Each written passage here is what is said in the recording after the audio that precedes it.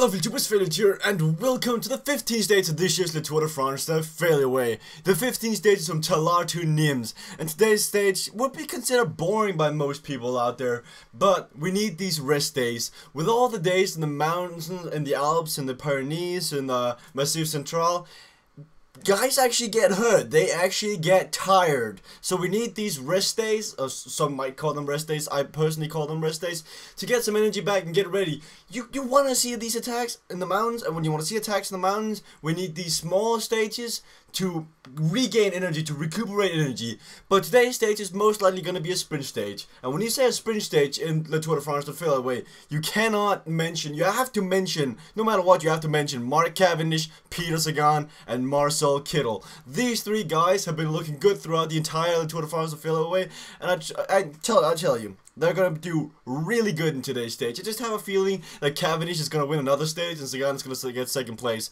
That's what I'm feeling, but you know, you'll just have to see. So, as of this moment, I'd just like to, before you start the video, or before you go further on to the video, say thank you very much. I'm currently at 1,708 subscribers. My goal before the Tour de France was 2,000 subscribers, and I am on the way to 2,000 subscribers thanks to you guys. So if you are subscribed to me, pat yourself on the back and say good job, and then open up a beer. I'm currently drinking a beer, so please take your hand, put it on your shoulder, and then clap yourself, because you deserve it. You make my day every day. And I just wanted to say at the beginning of the video instead of the end of the video to this stage. But cue the video.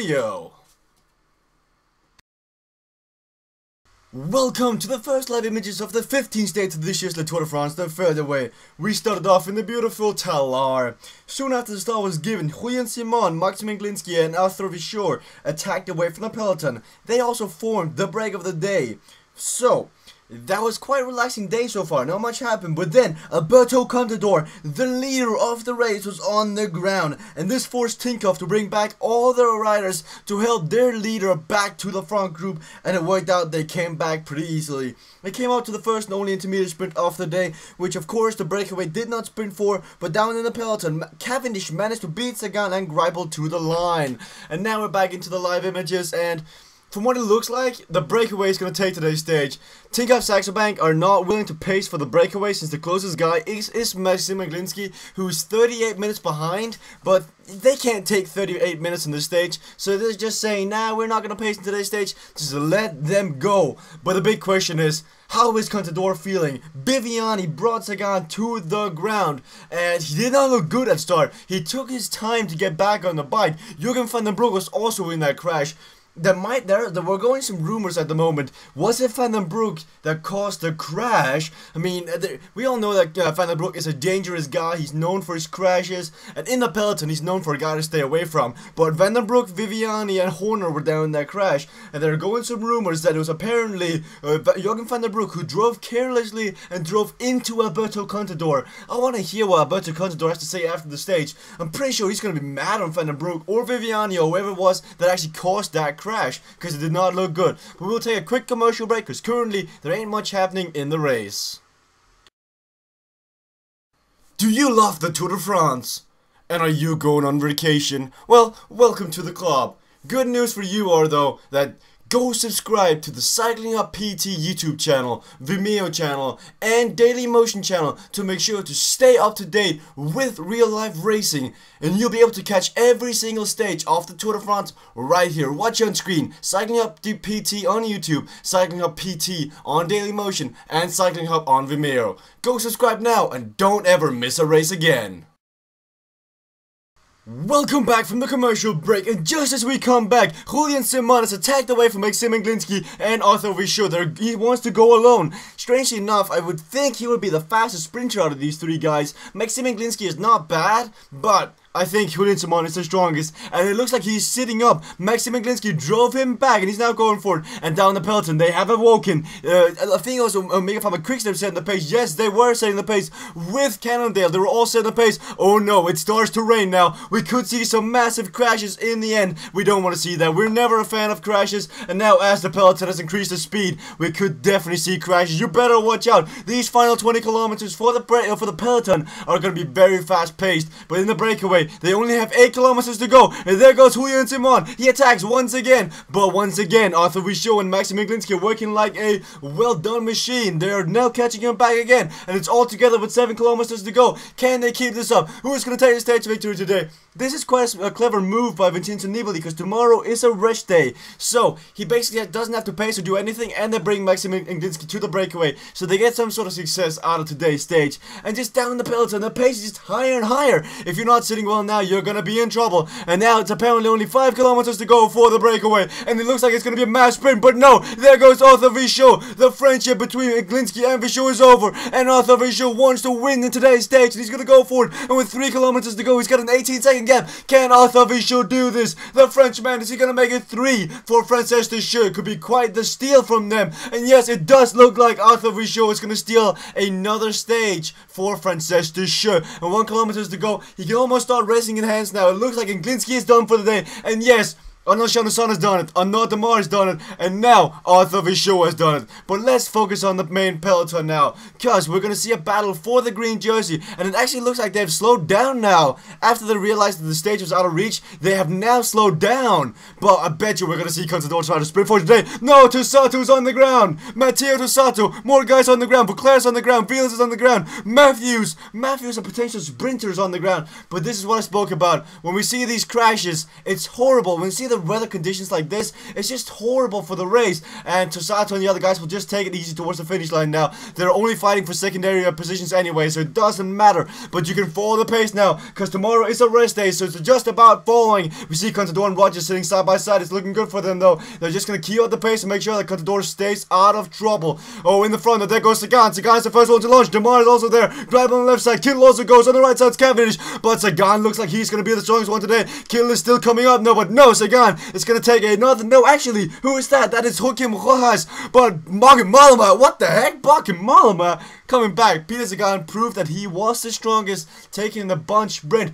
Oh wait, what? Richie Porte is on the ground. There are more crashes. There is a huge crash in the final turn. Rui Costa's on the ground. Who else is on the ground? It looks like Richie Porte. I got the news that Richie Porte was on the ground, which is not good. Let's see as they get back on their feet. I can't seem to find him. Where is Richie Porte? Let's see if the camera can find him, the overhead camera. Richie Porte was in that crash, and it was within the final 3 kilometers, so he shouldn't lose any time, but it's bad for the upcoming days. At least he'll get a rest day tomorrow. But we're going to take a quick replay of that crash with Richie Porte and those guys, because that did not look good. I have paused the replay just outside the 3 kilometer mark. Let's roll the clip. As you see on screen currently, well, let me point at him. Richie Porte sitting right here. He's not sitting that well placed. Like, this was the reason we saw Froome, Nibali, and all these guys sitting towards the front. They realized it could be very dangerous to sit back here when the weather conditions are like this. So you need to be very careful. They take this turn, and apparently it's a mass crash. Yes, we see. It's actually Richie Porte that causes the crash. He's on the ground. He's just laying there. And then when the other guys takes the turn, it looks like they will be crashing. Yes, here goes Sebastian Langer, well, Peter Felix and all the other guys.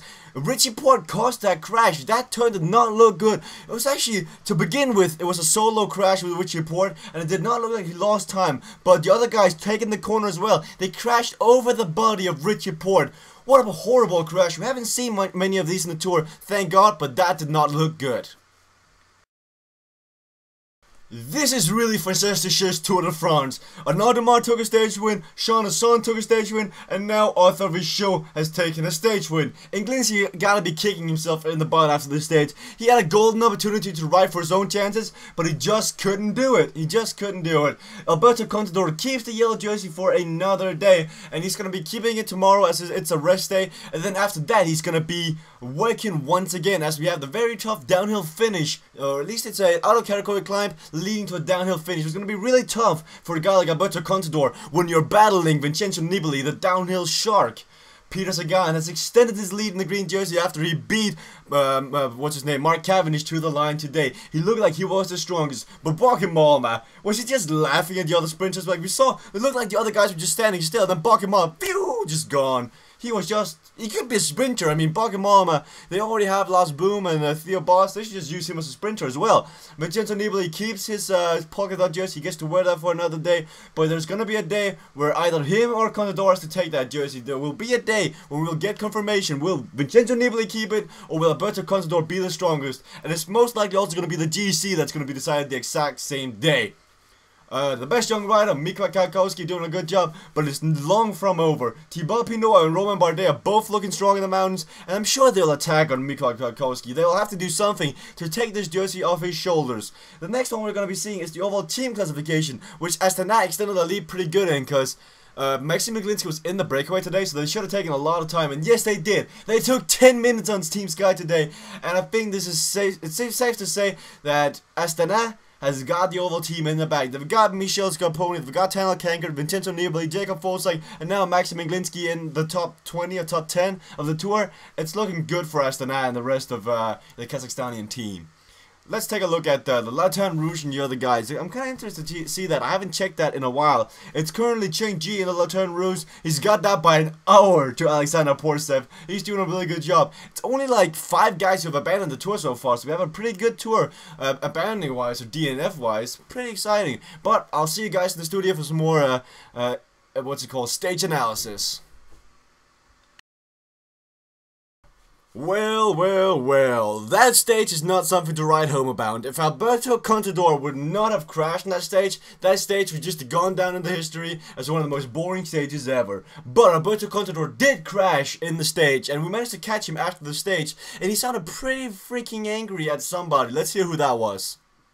Jürgen van den Broek is such a dick. He freaking crashed me. He threw his bottle into me. Me no gusta. Jürgen van den Broek needs to be penalized. Jürgen van den Broek crashed me.